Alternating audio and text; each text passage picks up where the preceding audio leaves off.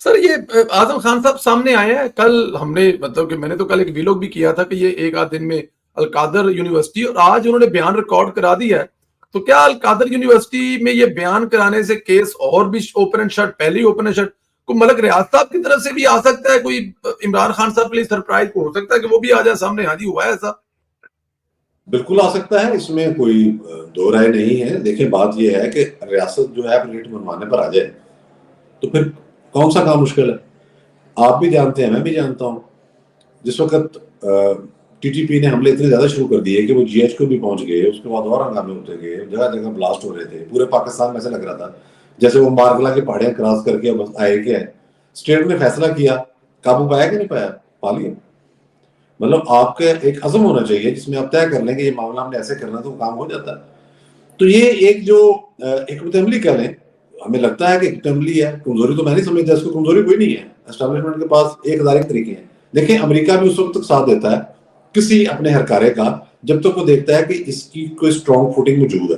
جب وہ دیکھے کہ اس کے آنے کے امکان نہیں ہے اور ریاست کے دائمی ادارے جو ہیں اس کے خلاف ہو چکے ہیں تو وہ بھی پچھڑ جاتا ہے، جیسے بھٹا ورنہ میں کوئی ڈیل نہ ہوتی، سازشیں بے شک جاری رہیں. اس طرح اسرائیل چیخا. بنیادی بات یہ ہے کہ ملک ریاض جو ہیں وہ بالکل گواہی دے سکتے ہیں، کسی بھی اسٹیج پر وہ کہہ سکتے ہیں کہ جی مجھے کہا گیا تھا اور شہزاد اکبر مجھے وہاں ملا، اتنے پیسے وہ لے گیا. چلو اس کا ذکر نہ بھی ہے تو وہ بتا دیں گے کہ بھائی یہ میرے ساتھ ہوا، مجھے انہوں نے کہا کہ یہ کرو. دیکھیں ان کی جو صاحبزادی کی آڈیو ہے اس میں وہ یہ کہہ رہے ہیں ملک ریاض صاحب ان کو کہ وہ دے انہوں نے تھوڑے کیرٹ دی جانا 7 کیرٹ دا دے گا مگر اللہ کام کراؤ اپنا. یعنی کہ اس کا مطلب کیا ہے کہ ان پر پریشر تھا.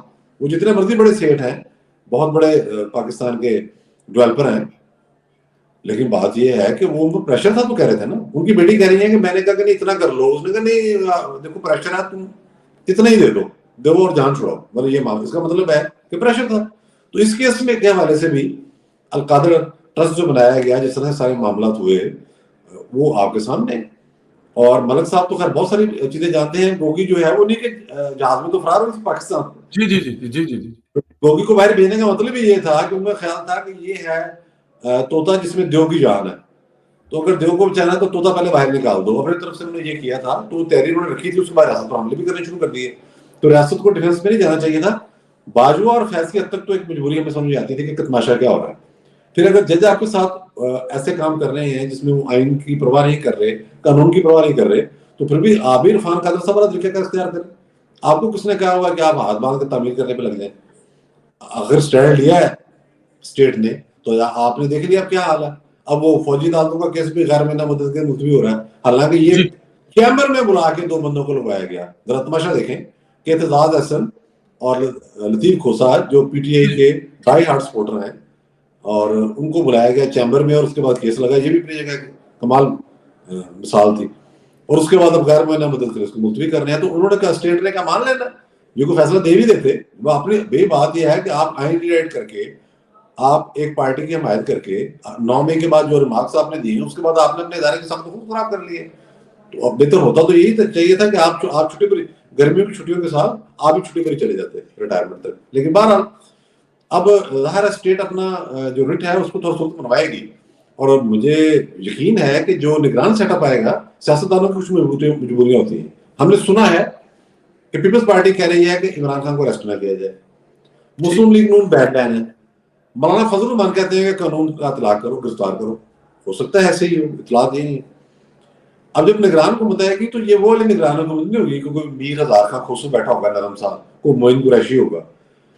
میرا وجدان ہے، میرا اندازہ ہے کہ نگران وزیر اعظم جو ہے وہ ایک ایڈمنسٹریٹر جو سینس رکھنے والی شخصیت ہوگی اور ایک مضبوط اعصاب والی شخصیت ہوگی، اور وہ ان معاملات کو آگے بڑھائے گی. یہ نہیں ہوگا جو کچھ لوگوں کو غلط فہمی ہے کہ شاید نگران سیٹ اپ کے دوران کوئی دوبارہ گنجائش مل جائے گی پی ٹی آئی کو 9 مئی کے والے سے یا ججوں کو.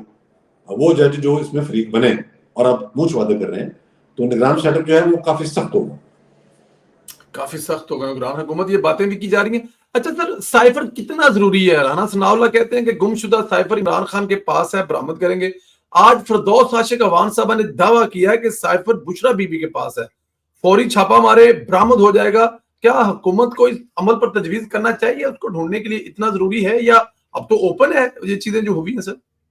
دیکھیں ہم تو ایک چھوٹا ملک ہیں, ہمارے پاس پیسے نہیں ہیں, ہمارے 50 مسائل ہیں. آپ دیکھیں کہ ایف بی آئی نے ٹرمپ کے گھر کا جو گھیراؤ کیا اور وہاں چھاپا مار کے جو تلاشی لی, وہ کس حوالے سے لی تھی؟ وہ کیس یہی تھا کہ انہوں نے سرکاری دستاویزات چھپائی ہوئی تھی. ڈاکومنٹ. یہ امریکہ کے اندر ہوا. جی. آپ کیپٹل ہل کو بھول جائیں ابھی کہ وہ کیا معاملہ تھا, لیکن دیکھیں کہ ڈاکومنٹ کی یہ ویلیو ہے کہ اس کے لیے ایف بی آئی نے ایکس پریزیڈنٹ کا گھر ریڈ کیا, ریڈ کر کے تلاشی لی, باتھ روموں کچنز میں ہر جگہ گھس گئے اور بیڈ روم میں ہر جگہ, اور اس کے بعد انہوں نے چیزیں نکالی اور ظاہر ہے یہ بھی کیس چلنے لگے. تو آرٹیکل 5 جو ہے آفیشل سیکرٹ ایکٹ کا, جس کے تحت سزائے موت بھی ہے اور عمر قید کی سزا بھی ہے, کہ جب آپ ایک سرکاری دستاویزات کو اٹھا کے لے جائیں, پھر ٹیمپر بھی کیا گیا اس کو. ڈاکٹر فردوس ارشد خان صاحب نے جو کچھ کہا ہے وہ اس حوالے سے اہم ہے کہ میری ذاتی انفارمیشن یہی ہے کہ وہ بشرا بی بی کے وساطت سے ہی بنی گالہ میں انٹر ہوئی, مطلب حکومت میں انٹر ہوئی کہنا چاہیے, وزیر اطلاعات بعد میں بنی اور سارا معاملہ چلتا ہے.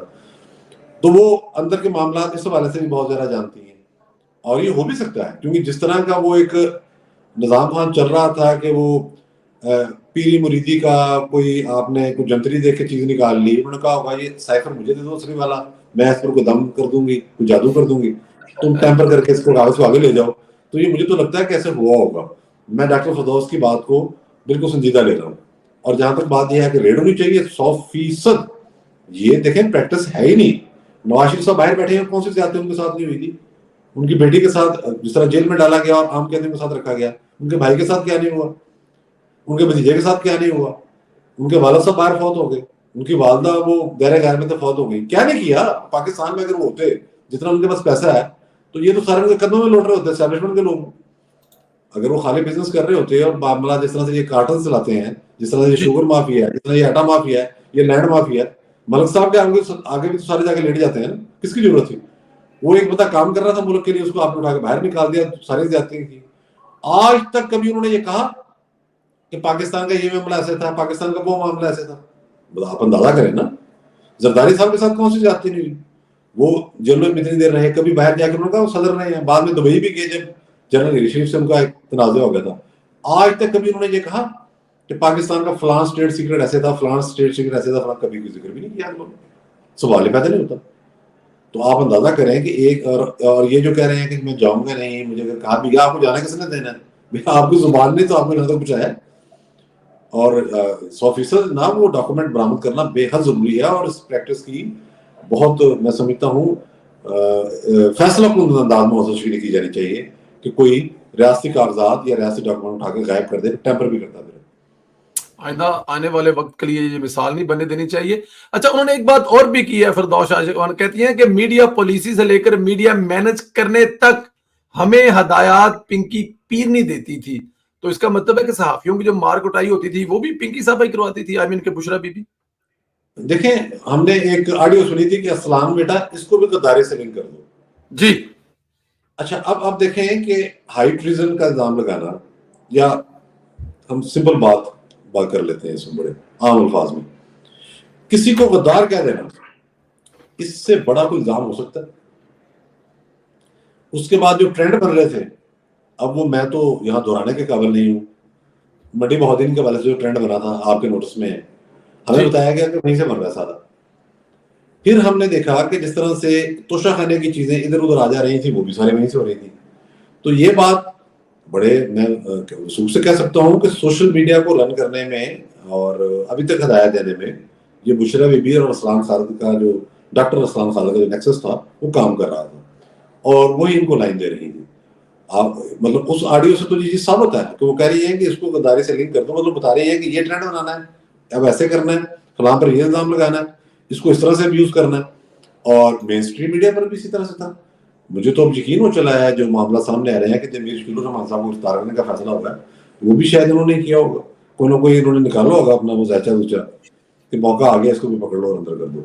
تو یہ سارا ایک گینگ جو بنا ہوا تھا اسی طرح سے کام کر رہا تھا. ہو سکتا ہے بابیا نے کہا کہ پھاڑ لو اخبار میں. چلیں سر, ابھی آپ نے ذکر کیا ہے کہ یہ جو ہم خیال گروپ ہے یہ ابھی ملٹری کورٹس والا اس کو لے کے جا رہے ہیں کہ جی ان کو ڈالیں ملتوا غیر معینہ مدت کے لیے. لیکن دوسری طرف بندیال صاحب نے قاضی فائزہ کے خلاف اپیل واپس لینے کی درخواست منظور کر لی ہے. اب کی ہے یعنی اب ان کے خلاف کوئی کیس نہیں رہا. کیا ہے یہ جاتے جاتے مطلب معاملات کچھ ٹھیک کرنا چاہتے ہیں, مطلب کچھ درمیان میں لگے ہوئے ہیں کہ کسی نہ کسی طریقے سے بیلنس رہے؟ بدیال صاحب جی بالکل درست کہا آپ نے. 10 تاریخ تک تو یہ بڑے مضبوط تھے, بڑے اسٹرانگ فوٹنگ پہ تھے, کیونکہ جو پاکستان کے مین سٹریم اخبار